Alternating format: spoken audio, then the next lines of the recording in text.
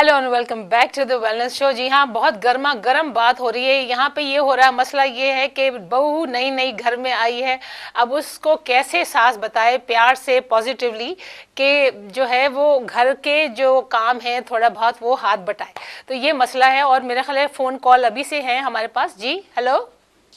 वालेकुम। वालेकुम सलाम।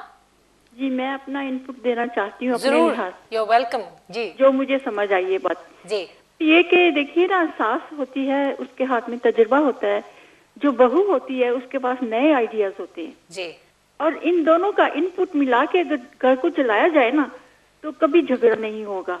और बहू को भी यहाँ एक्सेप्टेंस की बात भी बहुत जरूरी होती है कि दोनों एक दूसरे की बात को एक्सेप्ट करें।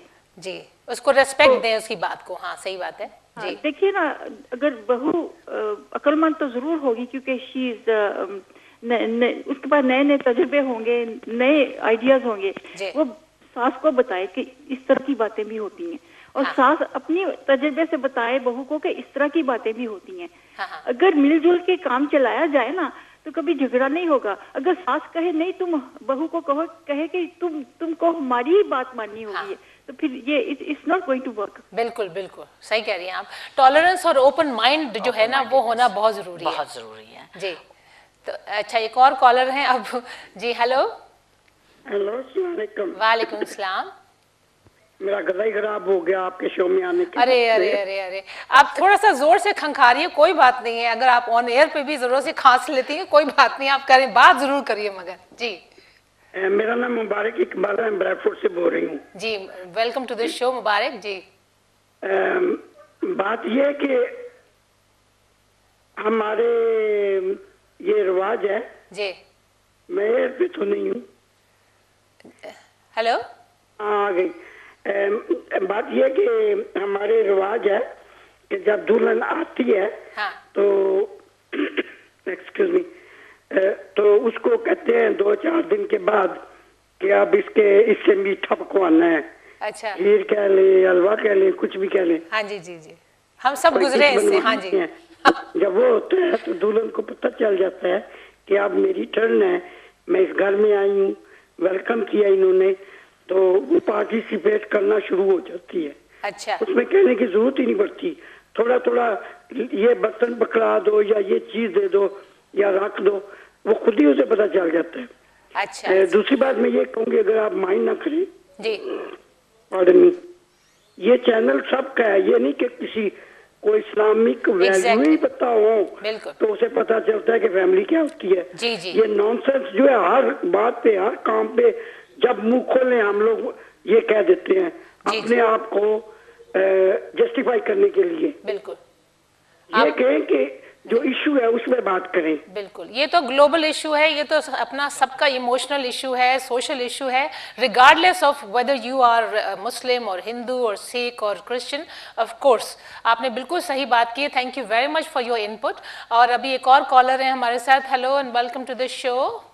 जी, मैं आपसे पहले बात कर रहा था जब मेरी लाइन कट गई थी, तो मैं बात मुकम्मल कर दूं कि देखिए, जहां पर की चीजें आराम से सही तरह से सोच समझ के आपस की एक तरह से कम्युनिकेशन से, चाहे वो लड़की की वालिदा से हो या खुद लड़की से हो, ये सारी चीजें आपके ऊपर डिपेंड करती है। जैसे कहा जाता है कि डजंट मैटर व्हाट यू से, हाउ यू से इट। एग्जैक्टली।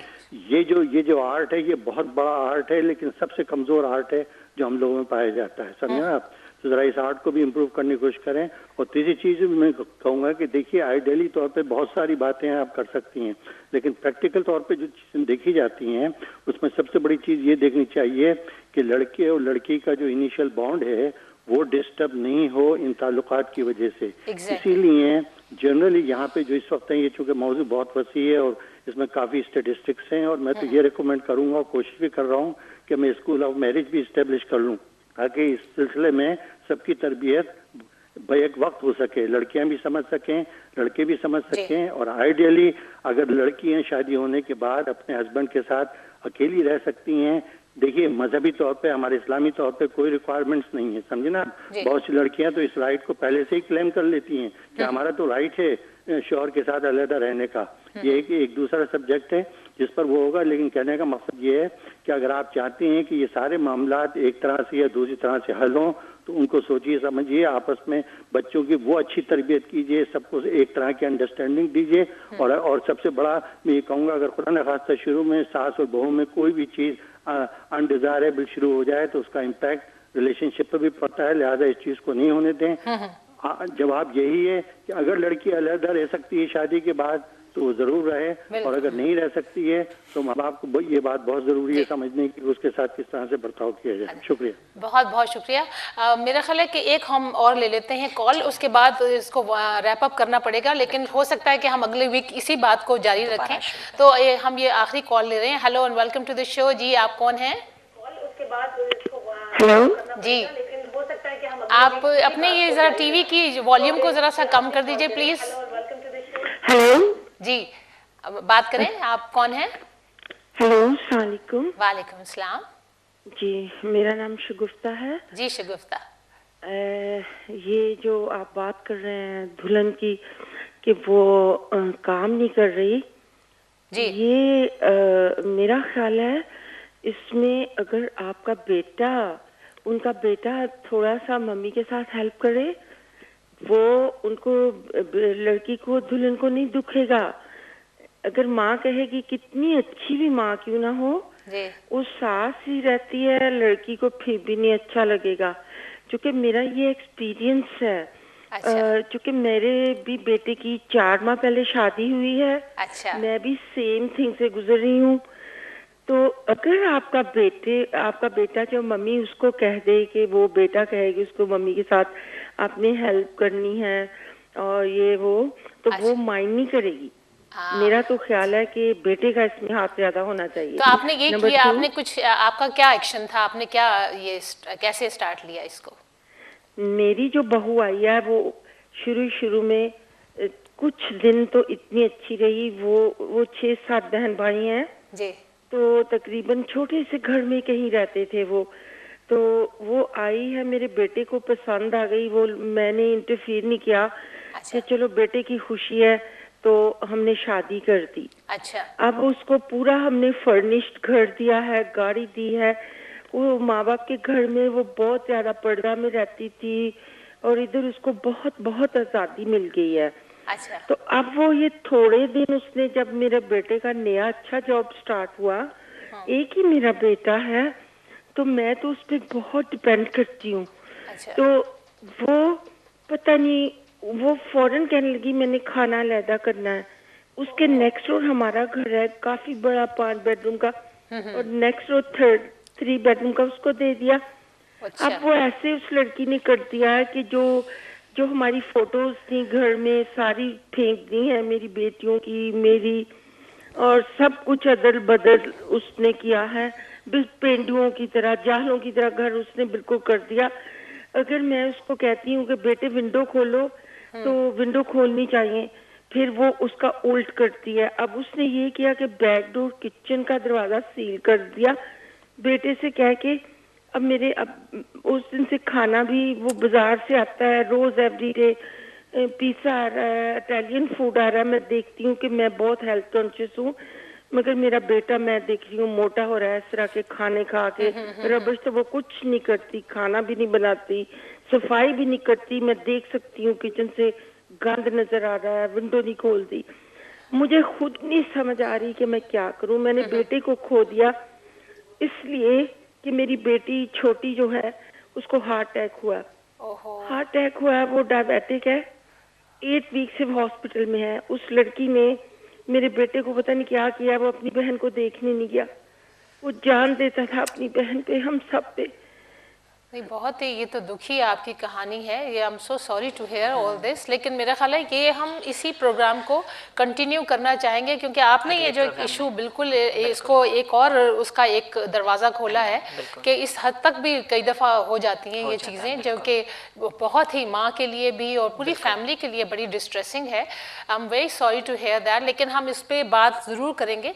अब ये भी एक इशू है कि भाई इतना कई दफ़ा गिविंग करने के बावजूद कई दफ़ा जो है वो लड़कियां या एक तरफ कई दफ़ा एक्सट्रीम सासों की भी प्रॉब्लम है, कहीं एक्सट्रीम ऐसी बहुएं भी हैं। असल में प्रॉब्लम क्या है यास्मीन, के प्रॉब्लम जो है वो गिविंग और रिसीविंग की नहीं है। ये क्या है? नहीं, गिविंग और रिसीविंग की प्रॉब्लम नहीं है, ये प्रॉब्लम है बैलेंस रखने की।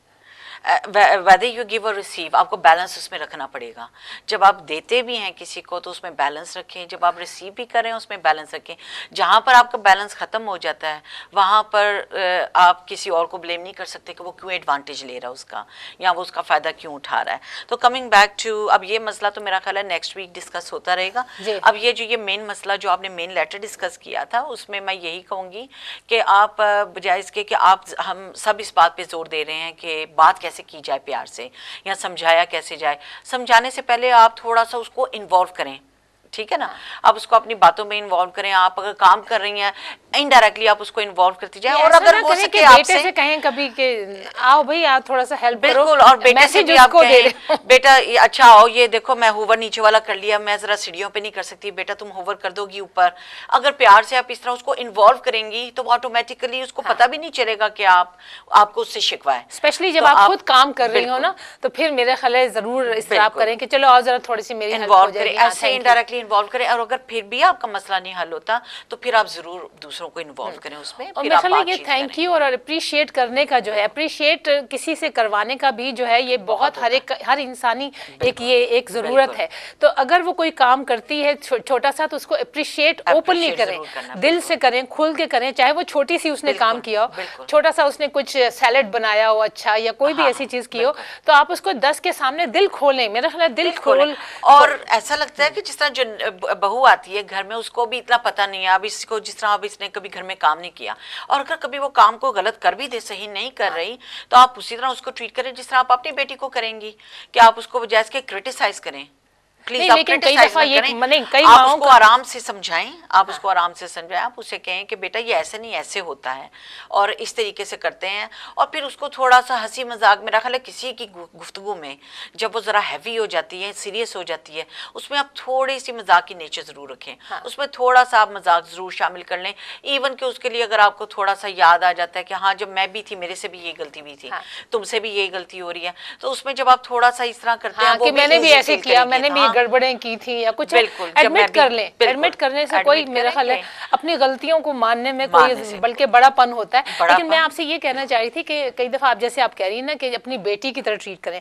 मेरी से बहुत सी औरतें ये भी कहती हैं, बहुत सी हमारी जानने वाली भी हैं, वो ये कहती हैं हमने बेटी ही की तरह तो ट्रीट किया था जैसे अपनी बेटी को आप डांट भी लेते हैं, आप बेटी को 10 सुना भी देते हैं, तो उसके बाद भी जो है बेटी जो है वो फिर वो इतना फील नहीं करती। लेकिन आप वो काम जो आप कह रहे हैं कि बेटी के साथ कर सकते हैं, I don't agree with that, because you have to be much more careful when you are dealing with a person who is not your बेटी or who is not your son। क्योंकि थोड़ा सा जो है आप शुरू में स्पेशली आपको बड़े फूंक के कदम रखना पड़ता है कि आप ये कह सकते हैं कि नहीं कह सकते। बेटी को तो आप बहुत कुछ कह सकते हैं जी, लेकिन उसमें ये ना कि वही बात बैलेंस पे आ जाती है कि आपने बैलेंस कैसे रखना है, ठीक है ना। तो अगर आप किसी को भी कोई भी मसला हल करेंगे, अगर आप उसमें बैलेंस नहीं रखेंगे तो उसमें फिर प्रॉब्लम मसले शुरू हो जाते हैं, फिर वो मसला नहीं भी है तो बन जाएगा। और जहाँ तक मैं इस लेटर को मैं जब पढ़ रही थी और आपने भी पढ़ा, तो मुझे इसमें कोई इतना बड़ा मसला नहीं नजर आया, क्योंकि लगता है कि आप अभी भी, अच्छी बात यह है कि आप अभी भी ये कह रही हैं प्यार से कैसे समझाऊं, ठीक है ना। हाँ, मेरा ख्याल है ईमेल एड्रेस में भी हम इसलिए दे रहे हैं कि अगर आपको कोई लेटर ऐसा भेजना हो ताकि जिससे हम देखें कितने लोगों को जो है वो बात करने का मौका मिला। यहाँ पे ईमेल है info@yasminqureshi.com। आप इसमें छोटा सा भी लेटर भेजें, चाहे रोमन में लिख के भेजें, उर्दू में, हिंदी में, इंग्लिश में, गुजराती में, आप जिस भी लैंग्वेज में लिखेंगे हम पढ़ लेंगे, हमें पता है हम उसको जो है कम्युनिकेट कर सकते हैं।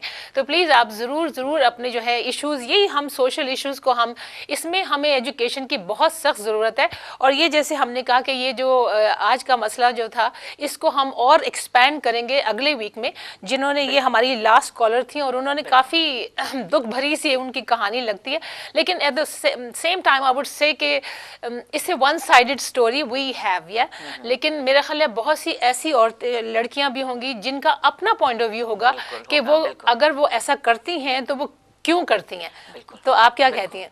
नहीं, मेरे ख्याल है बिल्कुल, क्लोजिंग पे जा रहे हैं, तो आप हर briefly- साइड की वो और इसी पे जिस तरह अगर आप ये कह रहे हैं, इसमें आप शायद बहू से अगर आप यहाँ तो आपने ये, इन्होंने लेटर में ये नहीं लिखा कि आपने उसको कहा और उसने काम करने से इनकार किया। नहीं वो कह रही है कि मैं कहना चाह रही हूँ, लेकिन वो हेसिडेंट हैं, झिझक रही हैं। तो आप बजाय इसके कि इस पे ज्यादा जोर दें, आप कहें और आप पहले कहें, अगर वो इनकार करें फिर वो मसला बनता है। जी हाँ, बिल्कुल। थैंक यू सो मच नाज। यहाँ पे बहुत जल्दी हम यहाँ पे रैप अप कर रहे हैं। Thank you so much for joining us, और आपसे मुलाकात होगी अगले वीक इस दुआ के साथ कि आपका आज कल से और कल आज से बेहतर गुजरे।